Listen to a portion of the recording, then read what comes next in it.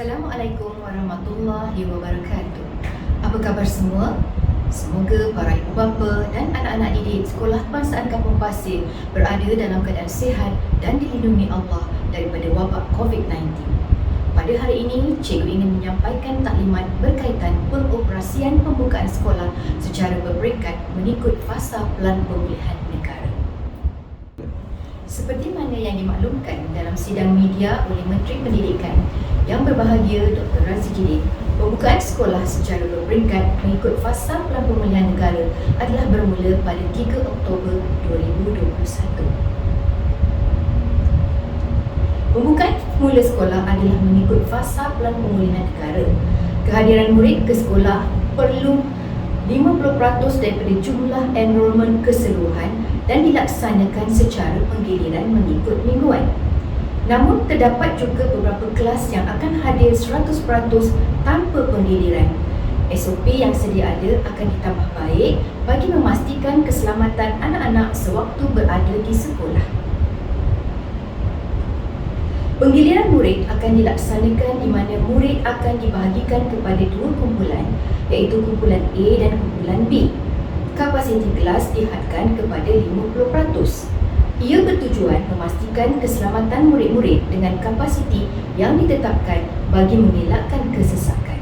Sebagai contoh, sebuah kelas mempunyai murid seramai 36 orang. 50% daripada murid tersebut iaitu 18 orang murid berada di kumpulan A dan 18 orang murid lagi berada dalam kumpulan B. Pada minggu pertama, murid kumpulan A akan mengikuti PDP bersemuka di sekolah, manakala murid kumpulan B pula akan melaksanakan PDPR di rumah. Pusingan ini akan berubah untuk minggu kedua di mana murid kumpulan B pula akan mengikuti PDP bersemuka dan murid kumpulan A pula mengikuti PDPR sehinggalah pusingan berikutnya. Pihak sekolah akan membuat bancian dari segi penyusunan hari persekolahan bagi anak-anak yang mempunyai adik-beradik dalam kelas yang berlainan untuk memudahkan urusan penghantaran ke sekolah. Sekiranya jumlah murid dalam sebuah kelas ramai 20 orang, kapasiti kelas tetap dihadkan kepada 50%. Semua murid yang tersenarai akan hadir ke sekolah tanpa penggiliran, iaitu murid berkeperluan khas, murid tingkatan 6 semester 2 dan IBD, murid di sekolah asrama penuh, murid kelas peperiksaan antarabangsa, murid prasekolah, tadika swasta, pusat perkembangan minda 4 hingga 6 tahun dan sekolah kurang murid iaitu kurang daripada 150 orang murid. Berikut merupakan fasa 1. Dalam fasa 1, semua murid sekolah rendah dan sekolah menengah akan mengikuti PDPR. Dalam fasa 2 pula, bagi sekolah rendah adalah sama seperti fasa 1 di mana murid lain mengikuti PDPR kecuali murid berkeperluan khas di Sekolah Kebangsaan dan Program Pendidikan Khas Integrasi PPKI hadir ke sekolah tanpa penggiliran. Negeri Johor telah pun diumumkan memasuki fasa 2 bermula pada 24 September 2021. Ini bermakna semua sekolah kebangsaan Kampung Pasir akan terus mengikuti PDPR kerana Sekolah Kebangsaan Kampung Pasir tidak mempunyai kelas murid berkeperluan khas. Berikut adalah raja menunjukkan pembukaan sekolah secara berperingkat mengikut fasa Pelan Pemulihan Negara. Pembukaan sekolah bermula pada 3 Oktober 2021 di mana negeri berada di fasa 1 akan mengikuti PDPR. Negeri yang berada di fasa 2, pembukaan sekolah bermula pada 10 Oktober 2021 melibatkan murid berkeperluan khas dan PPKI hadir ke sekolah tanpa penggiliran manakala murid lain di sekolah rendah akan mengikuti PDPR. Berikut adalah fasa 3 di mana bagi sekolah rendah sama seperti fasa 2. Penambahan pada fasa 3 ini pula, semua murid prasekolah atau tadika swasta akan hadir ke sekolah tanpa penggiliran. Sekiranya negeri Johor beralih ke fasa 3, maka murid-murid prasekolah Sekolah Kebangsaan Kampung Pasir akan hadir ke sekolah tanpa penggiliran. Pada fasa 4 pula, sama seperti fasa 3. Namun, murid-murid tahap 1 iaitu tahun 1, 2 dan 3 akan hadir ke sekolah secara penggiliran bermula pada 17 Oktober 2021 dan pada 31 Oktober 2021, murid-murid tahap 2 pula akan hadir ke sekolah secara penggiliran sehingga 10 Disember 2021. Sekiranya sesebuah negeri beralih ke fasa seterusnya, pengoperasian sekolah akan dilaksanakan selepas 2 minggu daripada tarikh peralihan ke fasa tersebut.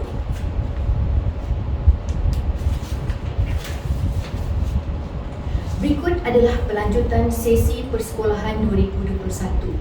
Menteri Pendidikan juga memaklumkan bahawa sesi persekolahan tahun 2021 akan dilanjutkan sehingga ke bulan Mac 2022. Ini bermaksud murid-murid akan kekal berada dalam kelas masing-masing sehingga bulan Mac 2022. Tempoh ini digunakan untuk mengukuhkan kefahaman dan menguasai topik-topik yang ketinggalan pada tahun ini akibat wabak pandemik COVID-19. Manakala murid tahun 1 2022 akan mula masuk ke sekolah pada bulan Mac 2022. Berikut adalah SOP terkini sekolah yang perlu diambil maklum. Untuk kehadiran murid dihadkan kepada 50% dan secara penggiliran mengikut minggu. Pemakaian pelitup muka adalah diwajibkan. Sekiranya murid dikenal pasti bergejala, murid tidak dibenarkan hadir ke sekolah. Waktu rehat dikekalkan di bawah penguasaan guru, namun perlu di kawasan perudaraan yang baik. Boleh terus kekal makan di dalam kelas kecuali kelas berhawa dingin. Murid perlu menjalani ujian kendiri COVID-19 sekiranya murid bergejala di sekolah. Murid juga dibenarkan memakai pakaian yang sesuai dan kemas serta sopan sekiranya pakaian seragam yang ada tidak lagi sesuai dipakai. Ketidakhadiran murid ke sekolah tidak dianggap sebagai kesalahan disiplin dengan syarat ibu bapa perlu menghantar surat kepada pihak sekolah bagi tujuan rekod. Berikut adalah keselamatan dan kesihatan untuk murid, guru dan warga sekolah. SOP terkini sekolah yang perlu diambil maklum. Pertama, pemakaian pelitup adalah diwajibkan pada setiap masa. Pelitup muka berganda sangat digalakkan. Yang kedua, penjarakan fizikal sekurang-kurangnya 1 meter pada setiap masa. Dan yang ketiga, kerap mencuci tangan dengan air dan sabun. Sekiranya tiada air dan sabun, pensanitasian tangan boleh digunakan. Setiap kali murid masuk ke kawasan sekolah, saringan kesihatan akan dilaksanakan setiap hari di pintu masuk sekolah dengan pengambilan suhu badan. Sekiranya suhu badan 37.5 darjah Celsius dan bergejala, maka murid tidak dibenarkan masuk ke kawasan sekolah. Ibu bapa perlu membawa balik anak tuan-tuan dan puan-puan untuk mendapatkan rawatan selanjutnya. Kami pihak sekolah pula akan sentiasa memastikan kawasan sekolah sentiasa bersih dan selamat untuk digunakan. Pihak sekolah akan memastikan persekitaran sekolah disanitasi dengan keram. Penggunaan pelindung muka adalah digalakkan. Berikut adalah pengendalian ujian kendiri COVID-19 bagi murid sekolah KPM. Ujian kendiri COVID-19 ini akan dilaksanakan hanya kepada murid yang bergejala semasa berada di sekolah. Saliva test kit akan disediakan bagi murid yang menunjukkan gejala dan diasingkan daripada kelompok murid lain. Berikut adalah tindakan susulan selepas ujian kendiri dilaksanakan sekiranya keputusan adalah positif. Murid akan ditempatkan di bilik isolasi. Pihak sekolah akan memaklumkan kepada pejabat kesihatan daerah dan mendapatkan nasihat selanjutnya. Ibu bapa akan dihubungi untuk makluman. Ibu bapa juga perlu menghantar anak yang positif COVID-19 ke fasiliti kesihatan berhampiran bagi penilaian kesihatan. Sekiranya murid telah tamat tempoh kuarantin dan disahkan bebas daripada jangkitan COVID-19, murid boleh hadir ke sekolah seperti biasa. Ini pula sekiranya tindakan susulan selepas ujian kendiri ke atas murid dilaksanakan sekiranya negatif. Pihak sekolah akan memaklumkan kepada ibu bapa untuk menjemput anak tuan-tuan dan puan-puan pulang ke rumah jika bergejala. Sekiranya keputusan ujian kendiri COVID-19 invalid, maka ujian saringan akan dibuat sekali lagi. Berikut tentang program imunisasi COVID-19 bagi kanak-kanak 12 hingga 17 tahun. Dijangkakan sekurang-kurangnya 60% murid-murid berumur 12 hingga 17 tahun akan mendapat 1 dos vaksin pada akhir November 2021.